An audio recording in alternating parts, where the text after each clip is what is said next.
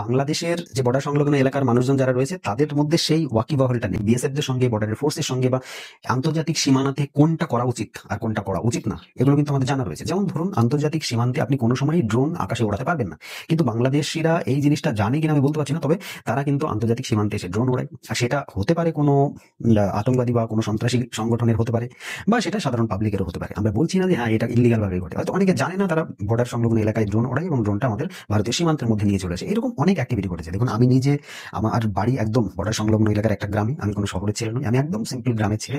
তো এই গ্রামের আশেপাশে আমরা যখন রাত্রি হয় তখন আমরা দেখতে পাই যে আমাদের এলাকায়, বর্ডার সংলগ্ন এলাকায় কিন্তু ড্রোন ওড়ে, ঠিক বাংলাদেশের ওই সাইডটা দিয়ে। অনেক সময় কি হয়, আমাদের ভিতরের দিকেও চলে আসে। তো আমরা যখন ওটাকে ফলো করি তখন সেটা দেখি যে বাংলাদেশের মধ্যে প্রবেশ করছে। তো এই ধরনের অ্যাক্টিভিটি গুলো বাংলাদেশে যেটা ঘটছে, সেগুলোকে তাদেরকে ওয়াকিবহাল করতে হবে, তাদেরকে জানাতে হবে। সাধারণ যে সমস্ত জনগণ বাংলাদেশ এলাকায় রয়েছে, বর্ডার সংলগ্ন এলাকায়, তাদেরকে জানাতে হবে যে এই ধরনের অ্যাক্টিভিটি যে করবে তাকে আইনি কারবাই করতে হবে, তার উপরে কিন্তু অ্যাকশন নেওয়া হবে।